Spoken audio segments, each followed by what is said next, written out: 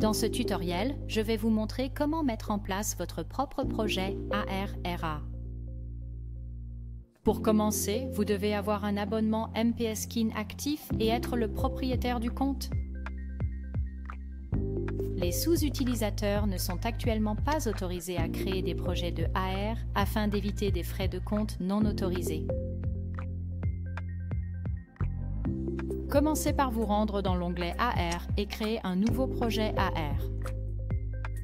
En haut de la page, vous trouverez un guide étape par étape sur l'activation de la AR. Pour l'activation, vous devez d'abord acheter le Matterpack de l'espace concerné dans le back-end de Matterport. Une fois que le Matterpack est prêt, nous pouvons sélectionner l'espace.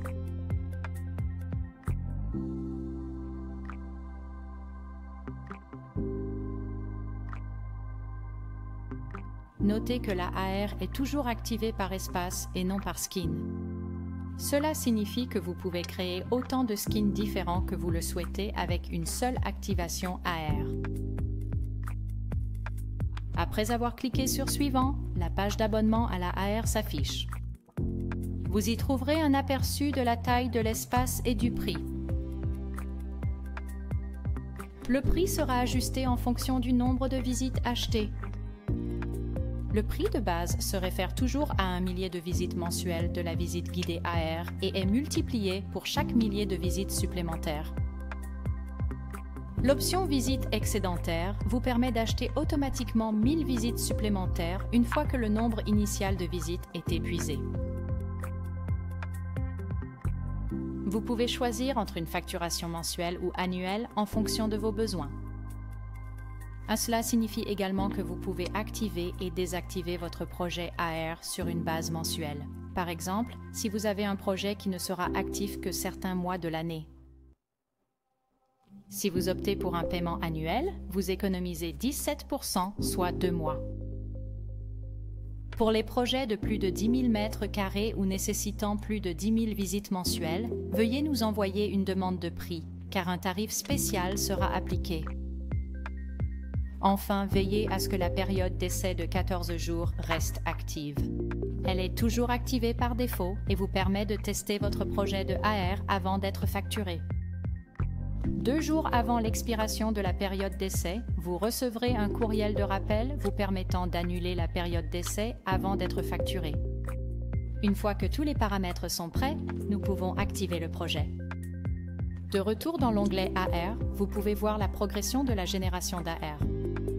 Ce processus peut prendre de 30 minutes à quelques heures en fonction de la taille de votre espace.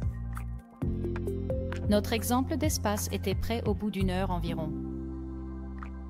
Nous sommes maintenant prêts à commencer. Jetons un coup d'œil à certains paramètres de l'habillage.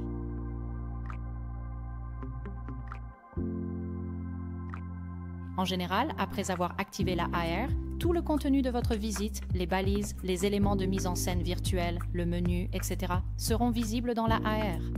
Il n'est pas nécessaire de configurer le contenu spécifiquement pour la AR.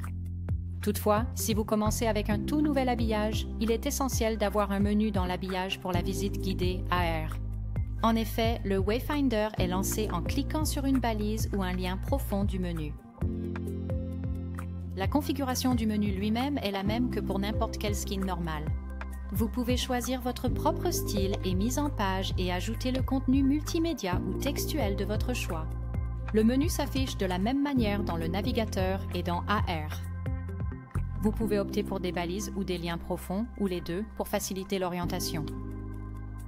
Lorsqu'un utilisateur clique sur une balise ou un lien profond dans le menu, le Wayfinder se lance et affiche le chemin le plus rapide vers la destination sélectionnée. Une fois qu'un habillage est activé pour la AR, vous pouvez accéder à l'onglet AR dans l'habillage. Vous y trouverez l'éditeur AR. L'éditeur AR vous permet de placer des obstacles dans la visite. Le Wayfinder ne naviguera pas là où les bloqueurs sont placés. Cela vous permet de bloquer des zones entières ou de créer un chemin prédéterminé pour le Wayfinder. Les bloqueurs AR peuvent également être utilisés pour résoudre certains problèmes que le Wayfinder pourrait rencontrer. Par exemple, s'il y a un trou dans le maillage à un certain étage, le Wayfinder peut essayer de guider les utilisateurs à travers le plafond.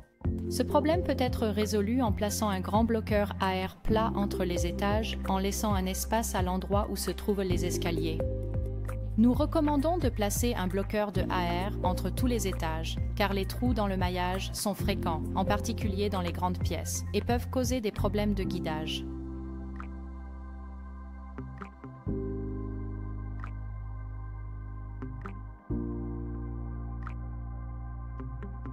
La zone de navigation est un autre outil de l'éditeur AR. Elle vous permet d'activer certains chemins pour le Wayfinder. Cela peut être utilisé, par exemple, pour les escaliers étroits, les chemins ou les trous dans le maillage que le Wayfinder ne reconnaît pas comme un chemin praticable. Enfin, vous pouvez utiliser les téléportations AR pour créer des chemins de navigation supplémentaires qui ne seraient pas disponibles autrement. Le principal cas d'utilisation est l'inclusion d'ascenseurs dans le wayfinding. Il suffit de placer des objets de téléportation AR à l'entrée et à la sortie de l'ascenseur et de les relier en sélectionnant un objet cible.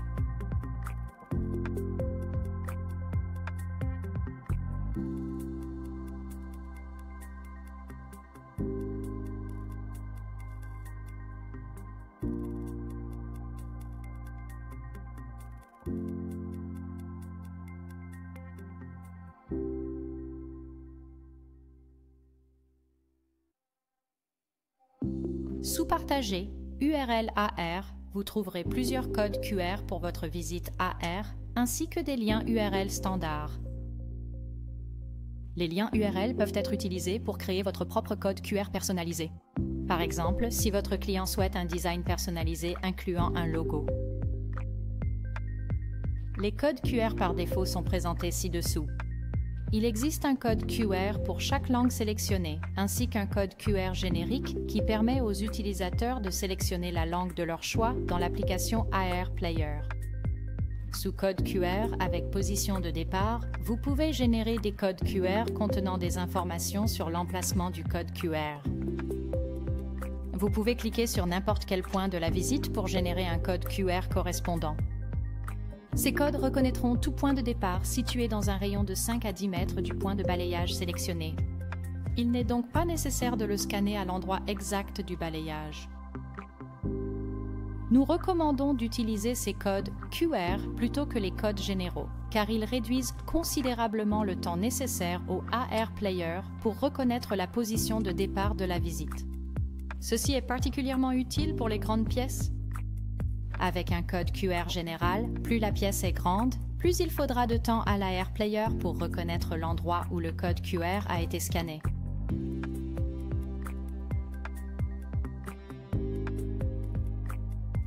Il est donc très utile de réduire la taille de l'espace au minimum, en particulier pour les grands espaces. En supprimant les points de balayage inutiles, le coût de votre projet de AR sera beaucoup moins élevé. Pour ce faire, vous devez charger votre espace dans l'application Capture et supprimer tous les points de scannage qui ne seront pas nécessaires pour la AR. Voici un exemple d'espace d'un hôtel. L'orientation dans cet espace sera limitée aux couloirs et aux zones publiques que tous les clients de l'hôtel peuvent utiliser. Je commencerai par supprimer quelques points de balayage au rez-de-chaussée. En appuyant sur le point de balayage et en le maintenant enfoncé, je peux sélectionner plusieurs points de balayage à la fois pour les supprimer.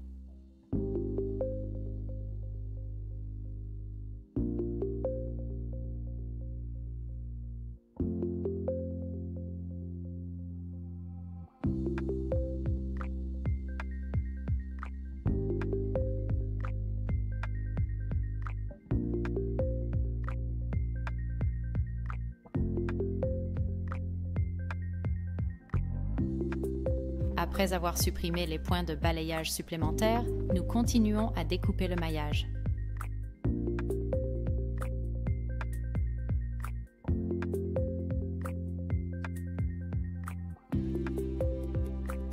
Je passe maintenant aux étages supérieurs. Étant donné que les invités n'ont besoin que d'être dirigés vers leur chambre, je peux supprimer tous les points de balayage à l'intérieur des chambres elles-mêmes. Pour chaque chambre, je ne laisse qu'un seul point de balayage qui est situé directement derrière l'entrée de la chambre.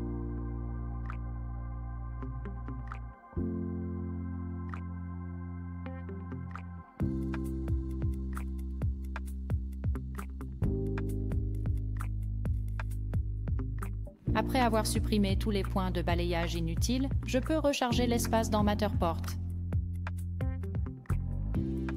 Dans mon exemple, la suppression des points de balayage supplémentaires a permis de réduire la taille de l'espace de près de 50%. C'est un excellent moyen de réduire vos coûts, mais aussi de créer un espace plus petit qui fonctionnera plus facilement sur tous les appareils.